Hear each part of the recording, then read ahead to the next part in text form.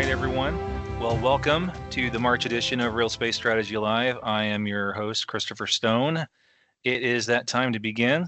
And so we're very happy to have you with us. Our topic is going to be on commercial space and civil exploration in the next administration that we have going on right now. And before I introduce our guest for today, a few announcements and a word from our sponsor. So the sponsor of today, obviously, this is a event that is that's part of the National Institute for Deterrence Studies, also known as NIDS. And just to remind everybody what that is, if you're not familiar with it, it's a 501c3 nonprofit think tank that provides deterrence education, national security analysis, and policy solutions. They have several great tool sets that are available for folks that are interested. They have educational workshops through their NIDS Academy. Several of the senior fellows and fellows write prolifically in books and academic journal articles, popular pieces, editorials, and things of that sort, as well as our online journal, Global Security Review, which for those of you that are interested in potentially writing for that journal, I am also the associate editor rather for the Space Deterrence and Conflict page. So feel free to shoot me a note on LinkedIn or through our webpage, which is thinkdeterrence.com. And also, there's some other seminars that go on besides Real Space Strategy. I know you're all here for that, but if you're interested in nuclear issues, we have the Peter Husey seminars. A couple of them, which that are coming up, is on March 28th. He'll have Brad Roberts. That'll be at 10 o'clock Eastern. And then on April the 4th, there'll be an in-person event in D.C. on Capitol Hill at the Capitol Hill Club from 7:45 to 9 a.m., and that's with Vice Admiral Johnny Wolf. So feel free to check that out if you are so inclined. Today's guest is Frank Slazer. He and I go way back. When I was first arriving in D.C., he was at the Aerospace Industries Association as the vice president for space. And he and I worked a lot on space industrial base issues, especially around the time of the Constellation program cancellation and the tail end of the space shuttle program. And some of the early stages of a few of the vehicles that are around today, like SLS and Orion. So he also, in his retired life, was stayed active and was with the Coalition for Deep Space Exploration and as the head honcho of that. And now he's available to meet with all of us. So Frank, good to see you again. Thanks for joining us. Thank you very much. Pleasure to be here. All right. So we're going to do a quick discussion here for about the next 20 minutes. And for folks listening, there will be a Q&A at the end. And when we get to that point, feel free as the discussion goes on to put your questions in the chat room. And then I will pick those up once we get to the Q&A session in about half an hour or so. So civil and commercial space, that's definitely something that a lot of folks think about. And as primarily a podcast or a live event that focuses on national security space quite a bit, I wanted to do one on commercial and civil because they are just as important sectors of the American space power nexus, if you will, as national security and intelligence space is. And so a lot of people over the last month or two are pretty excited about seeing a greater partnership. Members of Congress are part of this. The administration is part of this. They want to see a greater partnership between commercial and civil space in deep space exploration. That includes cislunar region, greater solar system, Mars, things of that sort. And I was wondering, what do you think of the current infrastructure that NASA has been pursuing? Their partnership structures, their vehicles they're being built with commercial and international partners. Do you think it's the right mix, or do you think that it needs to be improved?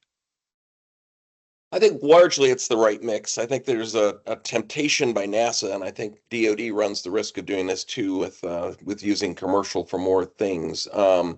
But I think that the problem with NASA is they've got a lot of things they want to do, and they don't have the budget to do all of them. And sometimes you can leverage your government investment by doing private sector purchases of services, which is kind of exactly what happened with ISS crew and cargo very successfully. But that was something where, at least as far as reaching low Earth orbit, there was another market, and the market was for launching satellites. And so for SpaceX to take a well-proven technology like rocket propulsion to low Earth orbit, LOX kerosene at the time, and do that, I think made absolutely perfect sense. I think where you get in trouble potentially is if you look at things and you want to have a quote sustainable lunar economy and you want to figure out how to live and survive on another planetary surface using the in situ resources, things we have no idea how to do, and will take years, probably decades, before we're really proficient at it. I think we run the risk of over expecting from the commercial sector. Sometimes that can work out. I mean, you've got, Bezos is the best example of that. You've got some, I'll call them angel investors that are willing to make non-economic investments because Mhm. they really believe in space and its future importance for humanity. And Musk, a little bit on that, although I think he's also very good because of his background with PayPal and other things, attracting venture capital money to SpaceX over the years. But it's very rare. Usually, if you have shareholders or usually if you have investors, they don't want to wait 10 years, 20 years. I think the first New Glenn launch was about 24 years after Blue Origin was founded. Mhm. A real commercial company couldn't do that, couldn't wait that long. Right. And so I think when NASA looks at where they can use commercial, a lot of places you can, they have already, they're using it in more places. Sometimes you can use commercial like. So for instance, for the CLIPS missions, you've got a heavy government investment, but you've also got other customers coming in, some of them foreign governments, some of them, scientific, users, also helping to offset the cost. Those are all good things, but and when it comes right down to doing things we haven't done before and don't really know how to do yet, I think it's really problematic to expect commercial to do that, unless let alone do it cheaper.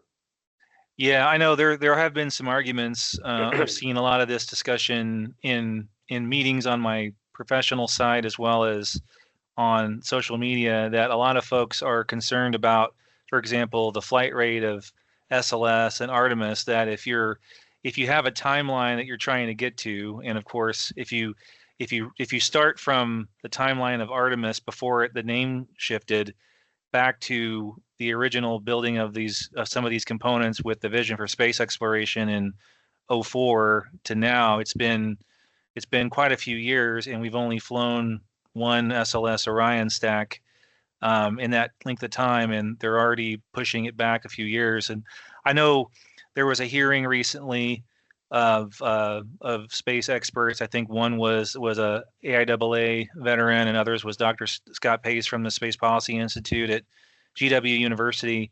And he mentioned that flight rate concern and the need to maybe phase out SLS over the next few years to a little more responsive, cheaper, and now becoming more proven, especially the Falcon series vehicles. I was pretty surprised to hear that. He's been a very big proponent of SLS for a while. I was wondering, well, and I'll just caveat by saying he said that he didn't think the commercial lift could provide the capability for heavy lift when SLS was devised back in 2010. But now with Falcon Heavy and the potential for Starship and New Glenn and others that you mentioned, I think that he thinks that we should be in a better, more responsive model. Is this something that you agree with? Or do you think that it should be sort of a both and approach? Or I'm just curious what your thoughts are of those comments. Yeah, so I think I was also not surprised to see Scott say that he's a very logical guy. I think the answer is, first of all, it's absurd how long it's been between the Artemis missions, and some of that is NASA. I mean, I'll give you the example of after the Artemis 1 mission, which from an SLS perspective was really truly perfectly successful.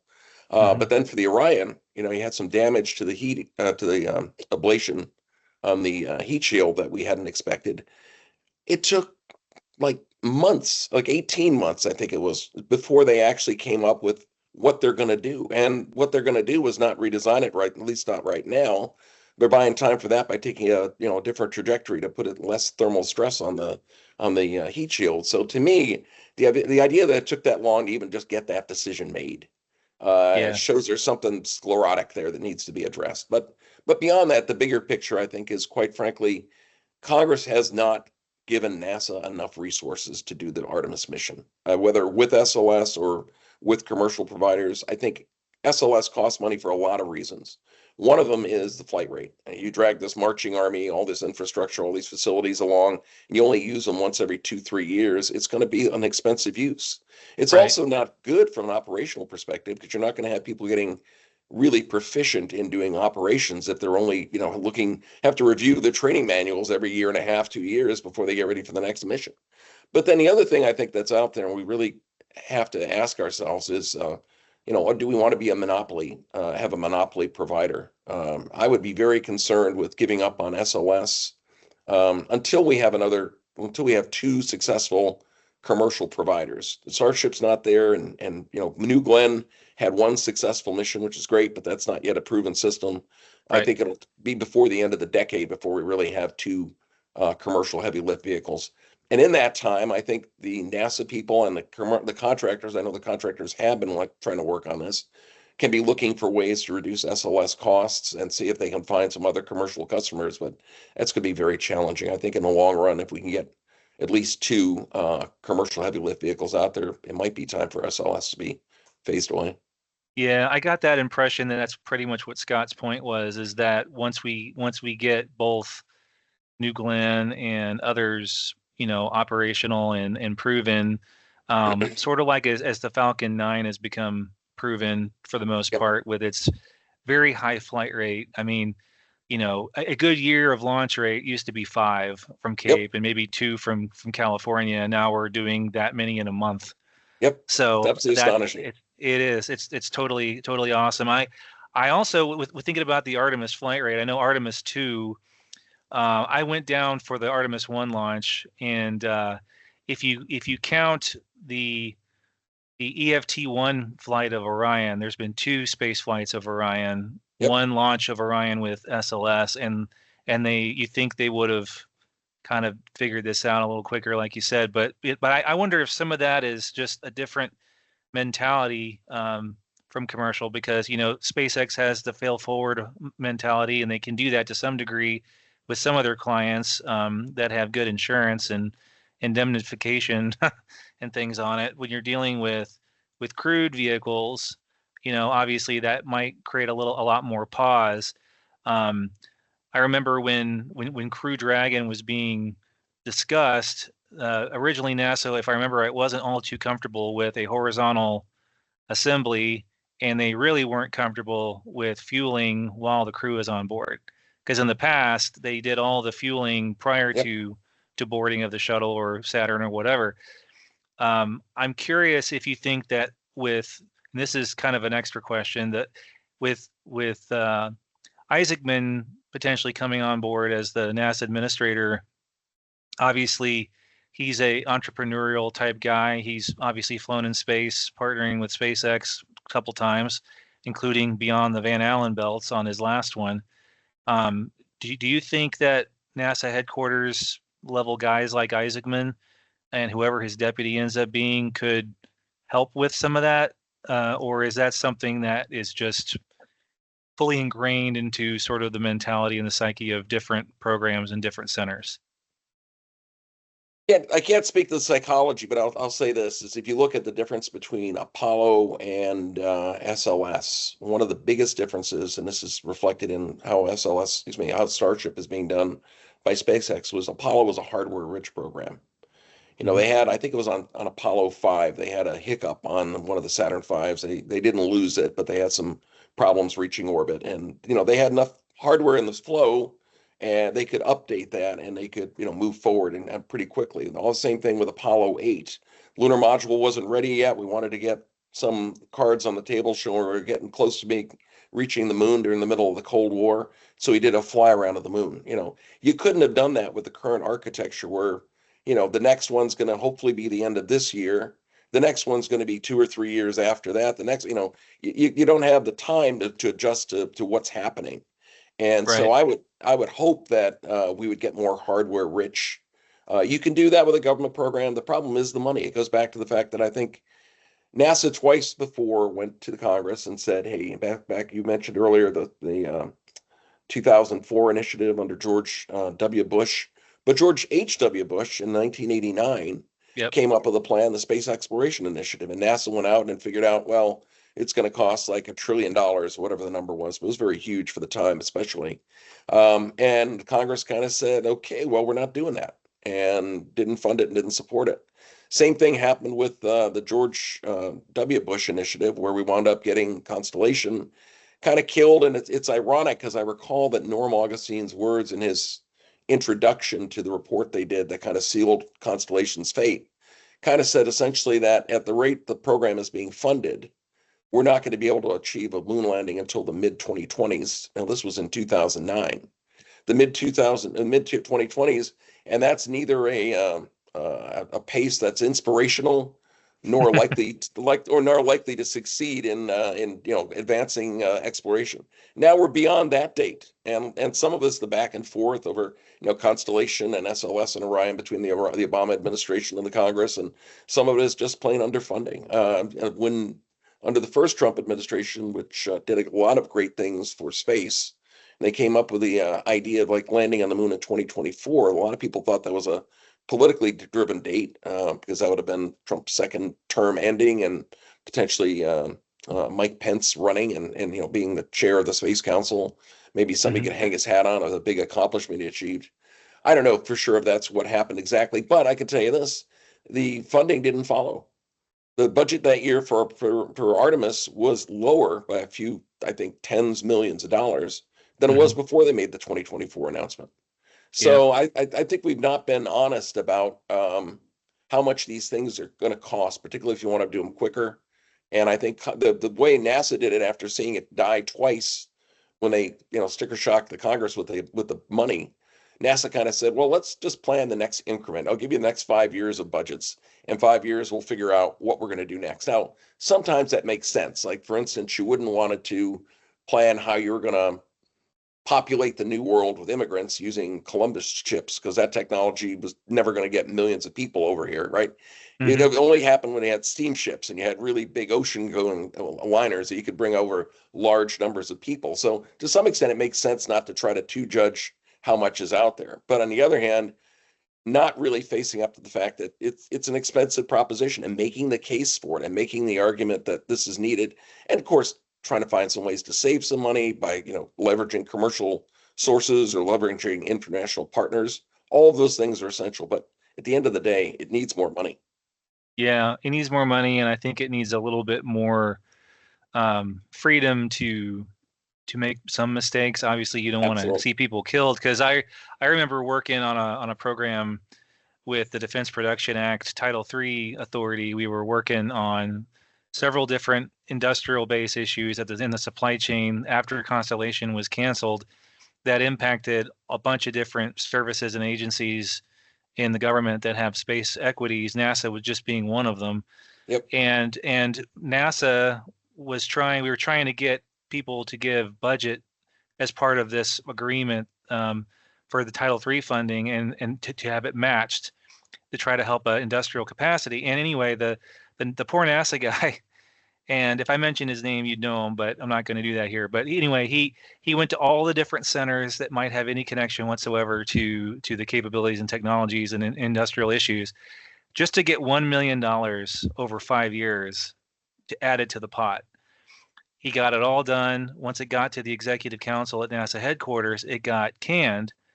And the reason why is because they don't want anything changing in their budget, because Congress likes to micromanage or nickel and dime or whatever phrase that people like to use. And because everybody, especially in the appropriations committees and those representatives that are part of their different centers, want to say that they did something for their centers. And that's kind of created some of the problems, I think, with as you were mentioning about the budget. And that makes me think of, you mentioned international partners. I know there are some people who are arguing that Gateway, the lunar space station that's supposed to be, I think, Artemis 3 or 4 that's supposed to help assemble that. Either way, I think it's still being debated now because Artemis 3 may be slipping. Yeah. So the idea is, and supposedly a lot of these components and modules are being already built in Europe and other places. Some people think that Gateway is kind of a distraction. We really should be going for surface because that's where all the resources are. I think the original plan for Gateway was more of a remote but close kind of approach where we'd send unmanned robots to do a lot of the work on the surface while we orbited the moon. That was one, at least, that I'd read somewhere. And a lot of people found that to be sort of like the Norm Augustine's quote, not very inspirational. And I was just curious if do you think the Gateway should continue, or do you think that a lot of those resources being built by our partners could be reimagined or used for other things, um, for Yeah, exploration purposes? yeah, no, I think Gateway makes a lot of sense. And not just the international aspect of it, although I would add that because so much of it is being done by the internationals, it's actually not that expensive considering what you're getting in terms of a capability. One thing I think that's often forgotten is it's going to have some very high power electric thrusters on board. And so Gateway can be moved around to different places in cislunar space for different purposes and applications. We've got to remember, we've got a lot of time in low Earth orbit inside the magnetosphere. We don't have that much time outside of it. We know how to Hmm. make electronics work, obviously, in interstellar space, even if you look at Voyager and that sort of thing. We don't necessarily know how people will respond to galactic cosmic rays, and really getting some of the research on how those impact organisms as well as countermeasures or protective measures that could be developed. I think that Gateway does have a role there. Matter of fact, I think NASA's got a list of all the technologies they need to come up with before they go to Mars. And they've got a list of that, some of which can be done on the station. And that's kind of like what's driving their research program between now and 2030 when it eventually goes out of orbit.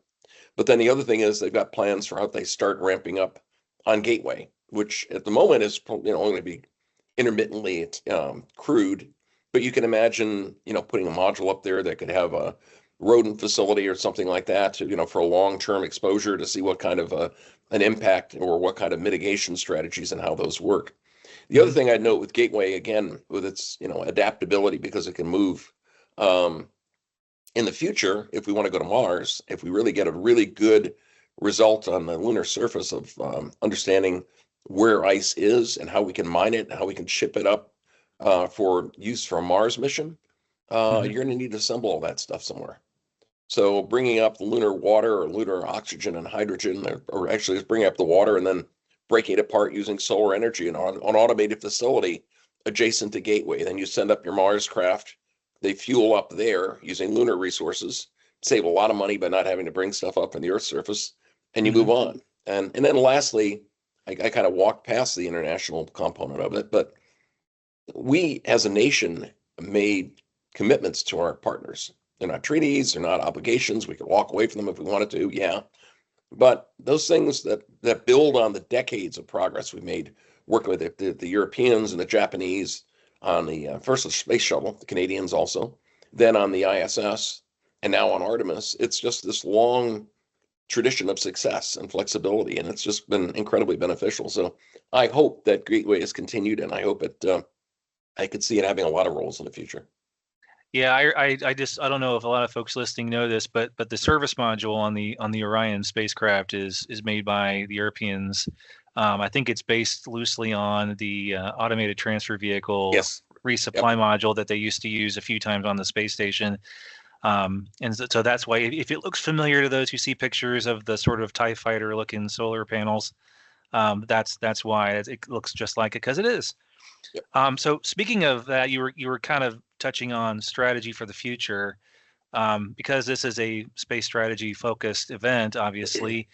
What do you think is a realistic way forward to achieve American leadership and advantage in the manned space component with commercial development as well of space, not just, you know, a lot of people like to say, oh, we don't like flags and footprints, but flags and footprints are always, what precedes throughout history the big push for commercial development. And since commercial development is obviously in the law, it Yep. is law of the land.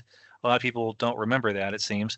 What do you think should be expected or tried in the next 4 years at least under the current administration?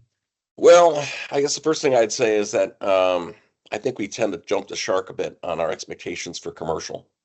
Rockets to achieve orbital velocity were first done in the 1950s, it didn't really start becoming commercialized until the 1980s. Landsat was first launched in 1972, the first Landsat. There were 9 of them, I think, altogether.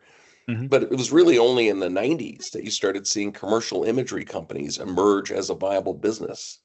So when we talk about the next 4 years, I think a lot of it's going to be setting things up for commercial success. We don't know how to take lunar water, which may be ice deposits mixed in with regolith, which is incredibly abrasive, incredibly difficult on equipment. We don't know how to separate that safely into potable water or into clean enough water that you can turn it into propellant and oxygen. That's the kind of thing that we've got to learn how to do. And we're only literally scratching the surface with the CLIPS program. And CLIPS has been very successful in terms of getting a lot of spacecraft going to the moon. Sometimes they tip over, sometimes their propulsion doesn't work, but it's hard. This is a hard thing to do. So that's why I say we jump the shark if we think this is going to happen too soon. And I would say for the next 4 years, if we keep going with robotic exploration like we are with the CLIPS program now, to start developing incrementally these capabilities we're going to need on the lunar surface, and at the same time we bring crews down to the moon and start looking at a long-term presence on the moon. I don't think we want to have just a base camp where people Hmm. go to for a few days and have some facilities there. I think you've got to at least have something like what we have at Antarctica. If you really want to demonstrate you can live and work off planet. I mean, that's what ISS did. It showed we could live and work in space for extended periods of time. We don't yet have the experience showing we can live and work and sustain ourselves without relying on the earth, using the in situ resources. So I think that's a big thing we've got to get to, and I think that's the work of the next at least 10 years. But you think it's possible to get any manned lunar orbit or lunar landing flights going at least in a reasonable flight rate by the end of the term, you think? Or I mean, I'm not talking like building a whole up like like for all mankind, you have a Jamestown module and then Yeah, you add yeah, yeah. on to it. I mean, that would be awesome if we could do that. That would be quicker, but but I don't I see you that know I design anywhere. I hope so. I guess maybe Isaacman can bring a little fire in their bellies or something like that. But when I see how long it took to do the determination on the heat shield for Orion, whether it's conservatism, whether it's bureaucratic inertia or whatever else, we've got to get a faster tempo in our decision making. And Yeah. and yeah, that's what also concerns me. Well, so let's shift back a bit to a topic that many in what a lot of folks will call traditional launch are talking down a lot on. At least they have in the last few years, and that's the small and medium lift industry. So like the Rocket Labs, the Fireflies, the Yep. people who aren't big heavy lifters, but have demonstrated they can get things out to the moon even with these smaller rockets, depending on how the size is. Do you think there is a market for such companies, or do you agree with some of these more traditional companies that are trying to become everything for everybody that say that, oh no, our rideshare efforts are more cost effective than the fly with these small providers? What's your view on that? So historically, I think the best perspective you can have on launch is kind of like the old adage about if you want to make a small fortune in something like launch, start out with a large one. Because I think, with the possible exception of SpaceX, I don't think anybody's really any made significant money there over the years. ULA has probably been profitable also, but again, it's always criticized on costs and that sort of thing. And people want it to be low cost, and still, companies have to be profitable. I think it comes down to what are the options available for them right now. So first with Ariane, and then later with Falcon 9, flying as a secondary payload was a lot cheaper than buying your own launch. Hmm. And so that may continue. On the other hand, they're planning on launching Starships a lot. On the other hand, they're going to need to launch them a lot because they've got, I think, 12 missions to fuel up for a single HLS landing. And then I don't know what the Starlink deployment schedule is, but they seem to be planning on a lot of Starlink launches on Starship.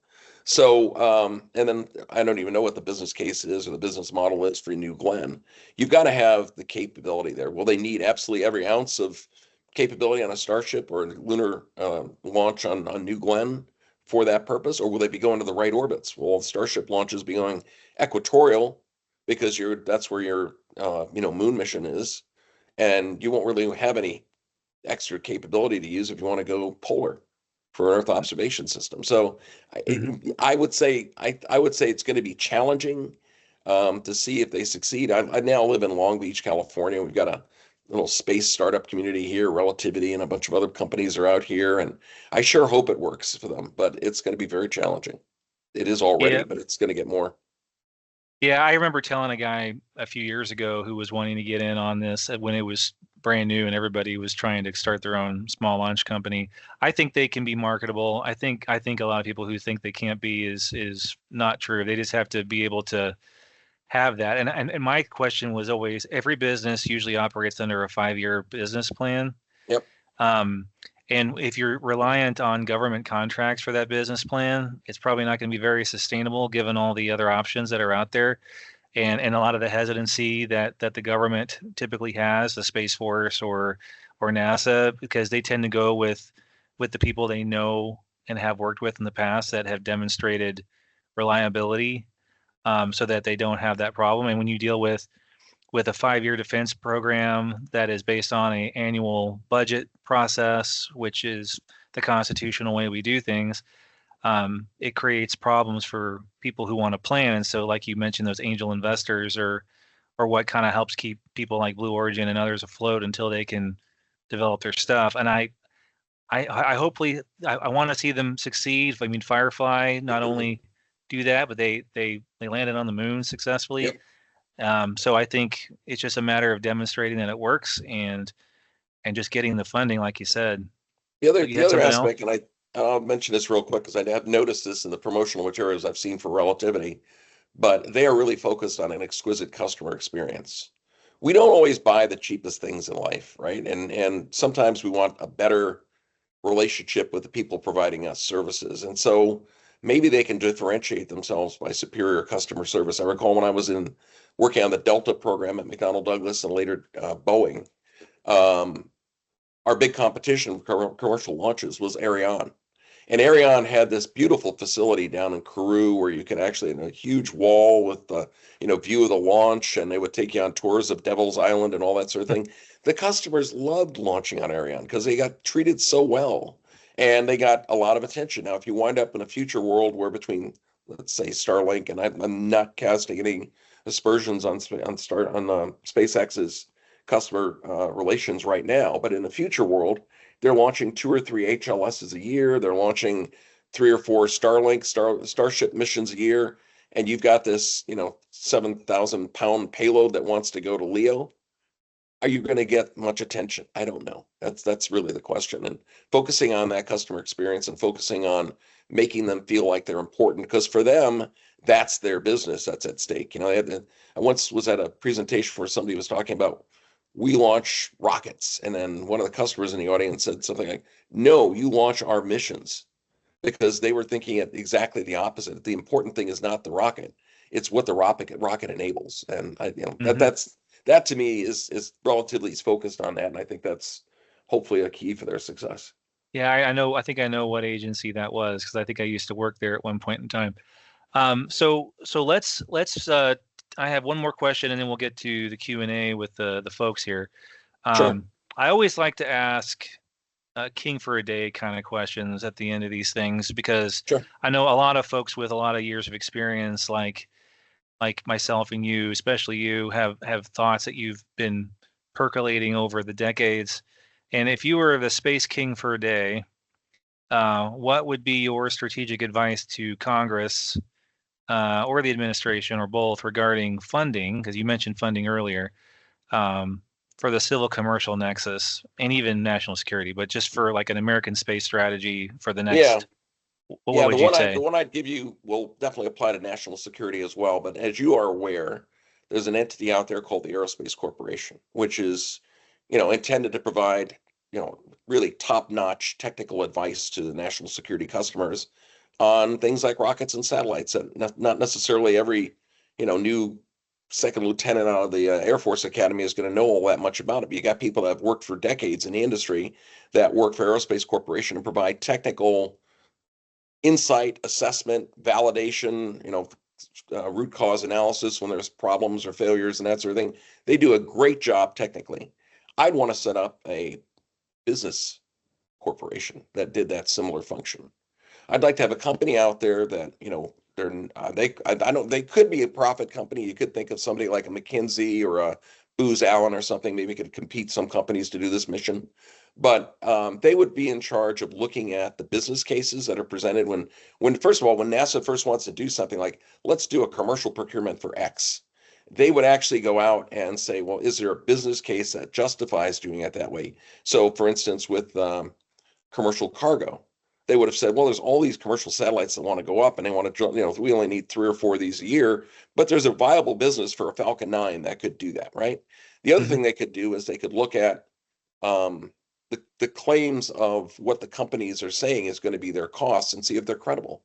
Do we really think there's enough of a market out there to get the launch rate up, to get the prices down, or the in-space manufacturing, or name your technology? But again, it would be because the problem is fundamentally NASA doesn't know business, and neither does Congress. So you need a bunch of, I think, senior MBAs, a lot of experience, and a lot of venture capital and other exposure that can come in and kind of do a business rationality check, just like you would hire an aerospace corporation to see, does this satellite architecture make any sense? And it's the same sort of thing. And actually, I think that's one of the biggest benefits you could have for both NASA as well as the national security community, because again, national security is increasingly relying on commercial as well. And maybe they can also help find new places where you could use commercial approaches and get out of the business of NASA owning things. For instance, does NASA need to own Stennis? Do they need to own the if they didn't own Stennis, could it be provide that service for NASA and then use that facility to do other things, those capabilities to do other things for other users? I don't know. I mean, you'd have to take a look at it, but that'd be the kind of thing I'd like to see them look at. Yeah, the only thing I'm aware of that was anything remotely close to that is EMAC at Aerospace Corporation, the Economic Market Analysis Center, and that they don't do necessarily those types of analysis of business Right. things like you said, but they do have a pretty good history on what has been made over time, the whys things were developed, things of that sort, and they were a big help when I was still in the Pentagon doing industrial based analysis. They always provide some great insight. But yeah, that sounds like something I don't think I've ever heard that before. Would they be also in your minds a group that would kind of create some of those things that you, when you were in AIA, you guys always had these papers about we need a space industrial based strategy, because after the big, contraction, shrinking, whatever of the industry to big four from like 26 or whatever, the options were fewer, so competition seemed less, and a lot of people in the Pentagon, even when we would do in fact, I'll give you a quick anecdote, kind of related. So in around 2012, I participated with Department of Commerce, Bureau of Industrial Security,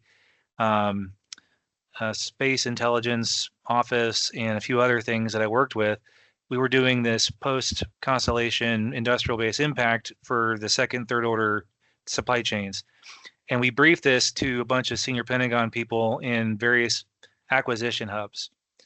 And the opinion of the senior SES leaders was, great, thanks for the input. That's not my problem. And we're like, what do you mean it's not your problem? This impacts every single one of your major programs. And they're like, no. That's the prime's problem to figure out how to find their supplies to do that. I'm like, but there are laws that restrict them to certain things given the type of mission it's on, and a bunch of other stuff. And they just were like, it's not our problem. I wonder if a group like that would be useful in helping maybe shift some of that mentality to the acquisition approach. I think you'd have to do something like what's done with the national academies when deciding what the science priorities are for NASA, where Congress wants to see that. And they expect that to be part of NASA's budget submittal for something that this has been, judged against the decadal priorities that are outlined by the scientific community, and does it fit in within that? And if not, you have to have a really good reason why they should fund it otherwise, right? So yeah, it would have to be something that they were independent and also required to use And the other thing, because it's very easy to talk yourself into these things. I mean, it's good for the businesses too, by the way, because if you're a person just burning to think your new idea for a lunar resource, mission or something like that is going to work, you start talking yourself about it. You convince yourself about it. You may be able to convince some investors about it, but in the long run, I'll give you an example. There's the Space Technology Policy Institute that's in DC, provides advice to NASA and other federal Hmm. agencies. OMB uses them a lot.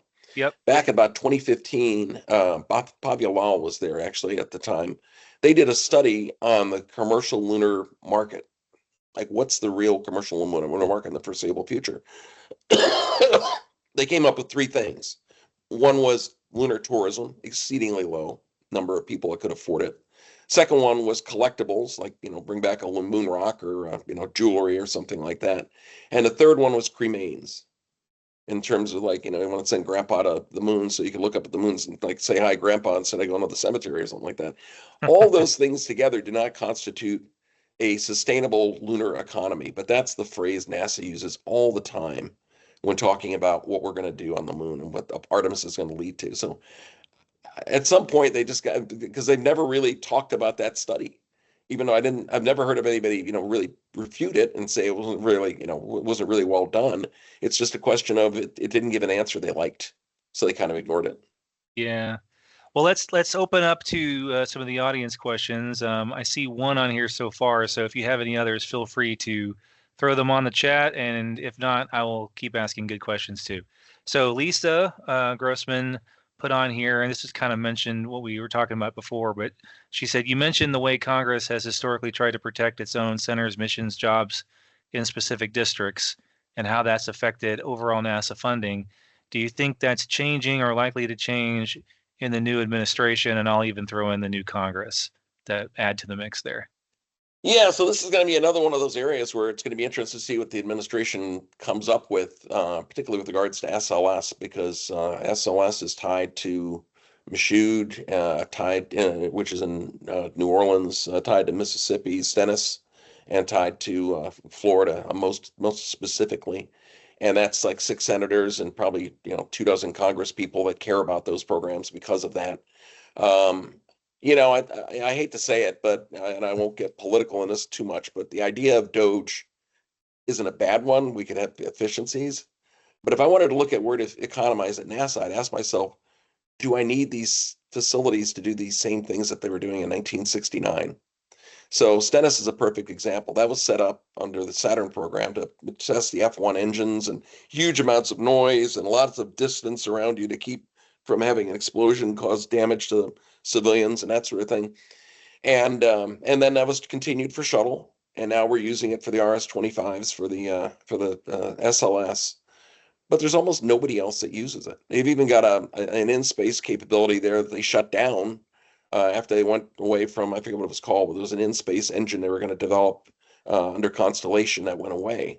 Yeah, that's the And J2X, I think. thank you. Yes, Yep. exactly right. Exactly right. And so my question is this: now that we've got Blue and we got SpaceX and we got Relativity, all these guys are developing and building rocket engines on their own very cheap pieces of land in the middle of Texas or somewhere else. Do we really need to have that capability anymore, or can we phase that out? Hmm. Is it really necessary to assemble a rocket in New Orleans when the actual launch is coming from either the Cape or maybe Texas or somewhere else? It's not clear to me that we've thought some of this stuff through. And on the other hand, we have thought it through in another way, which is that for those communities, for those states, I mean, Mississippi and Louisiana, parts of Alabama are really poor.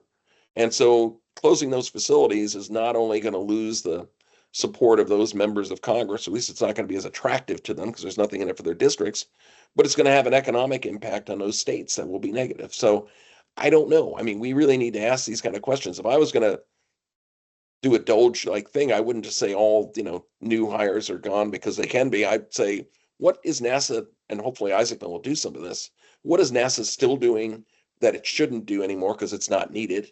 What does NASA need to do because there's no commercial market for it yet, but we need to get those technologies or those capabilities in order to make progress in space? And, what else, should NASA be doing that they aren't currently doing right now? Those are the kind of questions, but you can't answer that in like a 50-day sprint. You've got to put a little time to it. And I Yeah. think it's possible. NASA at one time under the Clinton administration, Al Gore was tasked with reducing federal employment about 10%. NASA used to have 22,000 people, and they took time. They took time. They bought people out. They helped with early retirement, all this kind of stuff. They dropped NASA down to about 17,000 people. It's only crept up to about 18,000 people in the last like 20 something years. So NASA's done pretty good at not growing crazily, but it's probably time to take another look at it and right sizing it and right missioning it for the future. Yeah, I've heard out here some discussions about, and this is not a new thing. I mean, this has been tried many times before, where you close centers or realign centers, missions under other centers, and so there's even some small NASA facilities I didn't even know existed. Like there's one in West Virginia, I think, that I didn't even know was a thing. And so a lot of people are looking at, okay, well, how do we do this? Well, then each center has their own legislative affairs group. Yep. It's not like everybody has to go to Papa Bear and NASA headquarters and get all their legislative activities done there. They have theirs, which I always thought was kind of odd that they would have. They're basically like mini agencies, these centers, Yep. instead of just like bases in the military or whatever. And so I noticed a lot of people have been talking about that again, moving NASA headquarters with exception of a small presence for legislative affairs activities, and then move the rest to another center, like in the movie The Martian, where they were Yeah. at everybody was at Johnson Space Center, even though it was a very humongous version of that. I don't know if that's realistic in my mind because of the congressional push and protection of their own jobs in their area and things of that sort. Because politically speaking, it may be a good idea for money and national level things, but for the local, which all politics is, I don't know about that. Um, so, by the way, here's the next question that I've got for you here. You mentioned sending Grandpa to the moon, his remains. What about space tourism? Um, you think that's actually going to take off? I know Virgin Galactic finally started flying a few bodies, and then they decided to do a halt while they built a bigger version of their spaceship too. Is that something that's going to actually start taking off, you think? And do you think maybe can be an enabler of that, sort of kind of with the experiences from Crew Dragon for like Ax-1 and those Axios missions and things of that sort? Yeah, I mean, it's hard to tell. Right now, I think there's more billionaires, even adjusted for inflation, than there's ever been, right, in the United States and in the world overall. So there are more people that could do it. But when you do surveys and ask people, do you want to go to space or would you want to go to the moon? It's usually well under 50% of people would actually want to do it themselves. And then you have to do the other cross cut on that of like how many of them could actually afford it. And I think I was very hopeful for the commercial tourism industry back when I was at AIA. You mentioned earlier, I used to look forward to the day that when a TV late night host would have a celebrity come on, and maybe this has happened, William Shatner, I don't know, but they could get on and talk not just about their new movie or where they vacationed or something, the Oscars or something like that. They could actually talk about what it was to see the Earth from space, right? Unfortunately, it's been a very long time, and I don't get the impression that there's a huge demand rush to do it. I mean, I like the idea of people being able to do it. But I don't think NASA should necessarily get involved except to the degree that they are now, where if you want to send a commercial mission to the ISS, there's some compensation to NASA for that and safety training and all that kind of stuff and facilitate to the degree you can. But I think that's just something the private sector ought to be able to do on its own if it's going to do it at all. And I'm not convinced there's a big market out there. There was a study done, I want to say in the early 2000s, that looked at the market, and the only thing they could come up with comparable to it was going to Everest, which I think is like there's thousands of people a year that want to go to Everest and hundreds that actually do. And, many of them summit, some of them die. But I don't know if that's a good example. First of all, the cost, even as expensive as that is a lot cheaper than going to space. And the other thing I think that's out there is that it's something, you probably work your way up to it. You don't just go to Everest. You start by being a mountain climber that might go up Mount Baldy in Los Angeles. You might go up Pikes Peak or something like that. You work your way up to it, and that's your ultimate goal. But for space, it's a one and done. I mean, it might be more if you got the money to do it like Isaacman did, but it's not going to be something where, oh, I'm first going to go suborbital and I'm going to orbital and I'm going to go to the lunar surface. I just don't see the money being. Yeah, I've seen people, and I've made this analogy before. Like when you look at commercial aviation back 100 years ago, and you have the Pan Ams, which was the big subsidized airline that we built for various reasons, not just for transport, but that ended up, being for people who could pay for it, and they could travel the world by air rather than by sea. And then by the 70s, the cost went way down Yep. to where it became more marketable, and then they deregulated and a bunch of other things Congress did, and then that opened up more airlines. So maybe that is kind of what we might see with that. So here's another question before we run out of time here. This is from Chris B. And he says, looking at the 2025 to 2050 timeline in cislunar space and on the moon, as U.S. and allied assets build up, what role could commercial, quote unquote, he says, play in the defense and security of such assets and people operating them? Should the Space Force control all these privateers acting as some kind of private space security company or something else? Wow, that's an interesting question. And it's actually one that has kind of been answered in some respects. I know that Securitas, which used to be an AIA member when I was there, I don't know if they still are, but they provide security for a lot of different things, including when we used to launch satellites on Russian rockets to make sure the intellectual property was not tampered with. They would actually have private sector guards stationed there at all times. I think there is potentially a role there for private sector involvement, particularly if it's an all commercial activity, right? So if you're worried about your regolith mine on the south pole of the moon and you're a commercial company and you're using that to fund, let's say SpaceX wants to use that lunar regolith water to do their Starship to Mars. And it's not a NASA program to go to Mars, it's just Musk wanting to send Starship to Mars. You might want to protect that against, I guess, Chinese or somebody else that might be down there to muck around with your operations. Maybe that's something you could look at there. But no, I think it's just like on the Earth. Eventually, I think these things will start out being governmental, and then some of the functions will wind up becoming privatized. And by the way, it's not even necessarily international competitors you got to worry about. You might have worry about intellectual property theft by other commercial activities, commercial operators. That happens on the Earth. And we'll Yep. probably bring our same bad habits to the moon and elsewhere we go. Right. So here's one as we get close to the end here. This one is from Peter Garrettson. You probably know Peter Garrettson. Name's familiar. He writes a lot regarding space development. That's one of his big passion areas.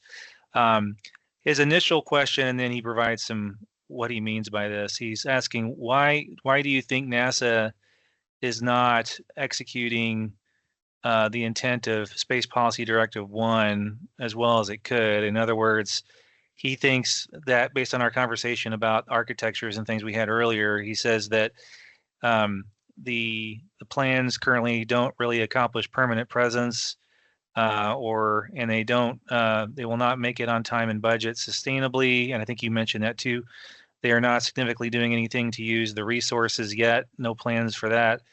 And he doesn't believe that the architecture chosen by NASA currently would accomplish that national goal or intent. And he wonders what your thoughts are on those thoughts. Well, I'll go back to money, right? I think NASA wants to do all of those things and they don't have the resources. And I think it compounds itself because, again, we talked about the political issues of you got to keep all the centers alive and you got to keep the roles in different places the same. So NASA's kind of constrained where they've got you've got an infrastructure, you've got a workforce that you have to keep paying for. It used to be back in the day, you had the shuttle, you had the station, you had a little bit of constellation. Those costs got divided up amongst all those different things. Station's done, just doing operations now. And the constellation's gone. You're just like, basically Stennis is paid for by Artemis, I mean, there's nothing else there, right? And the same thing with Michoud, same thing for the VAB. Oh, I think one of the bays are leasing out to SpaceX now or something like that. Yep. It really gets to be, if you got these assets and they cost a certain amount per year, the only real way to bring your costs down is spend a little bit more to use them more. You could have the cost impact of Stennis if you flew twice as often, right? I mean, because you'd be testing twice as many engines, you'd need a few more people, you'd need maybe another test stand or something like that. But overall, your fixed costs would go down as a share of it, right? If GM made an automobile and they only sold one a year, it's going to be a pretty damned expensive car, no matter how much they try to make the plastic cheaper or come up with a more efficient engine or whatever else. If they sell millions, the fixed costs of that factory and all those workers and pensions and everything else get spread out, and it's that simple. But right now, we're at this point where we've talked ourselves into the idea that we can go to the moon without growing NASA's budget significantly. I just think that's fundamentally flawed, and that's why NASA winds up all these disappointments in its ability to execute the SP1, SPD1. Yeah, I remember Mike Griffin back when he was the administrator. I know, you either like Mike Griffin or you're not a fan of Mike Griffin, but I remember watching a hearing once, and I think you actually might have been in the hearing with me, because I think you were there too. But basically, he was being asked, like, why aren't you doing all these things? And it was from all these different congressmen that represent different centers. I think it was maybe even Space Subcommittee and or Appropriations, one of the two. And he's like, well, I'd love to do all that. I think that's great. You guys give me marching orders in the authorization bill, but that doesn't really connect the dots with the finances and the appropriations bills. Right. And at the time he was doing the early stages of commercial cargo, COTS D, or COTS and COTS D for the crew. And he was trying to work all that to try to find alternative ways to do things for cheaper. But, he just said, if you want us, NASA, to do more, that requires money, because that's the way it is. And of course, acquisition reform has been another thing that people have been pushing to try to find lower cost options. And there's even those who have been arguing for more of a service procurement model, both even in the DoD and at NASA, where instead of owning and operating the vehicle like Orion SLS, make it more like a Crew Dragon Falcon 9, where you're in charge of spaceflight safety and control and all that good stuff. But SpaceX is responsible for achieving all these objectives and, not violating any of these criterias. So it's more of a service management than it is a old school program management, right? The problem you get is NASA has a hard time truly being commercial service provider, having the right mentality for that, right? I'll give you an example that I read about recently. Axiom, right? It's doing commercial missions to the ISS. That's one of their businesses. They want to build commercial space stations and, getting some cash in. They figured, well, why don't we buy some Dragon capsule rides and launch some people to the ISS? And they've done that.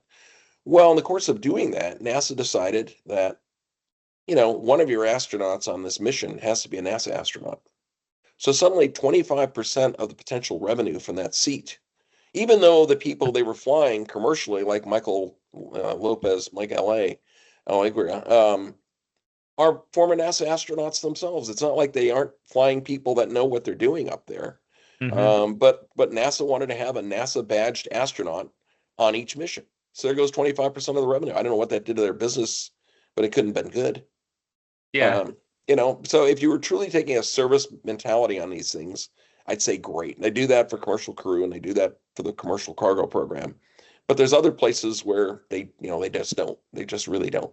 And that's maybe something Isaacman can help bring into the system and bring his commercial background to the table. Awesome. Well, with that we ran out of time. We could always talk forever, as you know. I could talk about this for several hours more, but I appreciate everybody's questions. Thanks very much for everybody who's joined us today. And again, just a reminder, this will be posted on YouTube sometime in the next couple of weeks. Watch social media for that. And also, again, remember thinkdeterrence.com as a place where you could reach all of our resources, articles, things of that sort. Also, watch my LinkedIn account and all that good stuff for updates on future talks like this and the upcoming podcasts. So thanks again, Frank. I appreciate you coming out. And I know you have a very busy schedule, soaking up on the beach there in California, and I appreciate your time today. Thank you very much, and great questions and great audience. Have a great day. Awesome. Well, thanks very much, everyone. This is Chris Stone for Real Space Strategy Live again. Everyone, have a great day.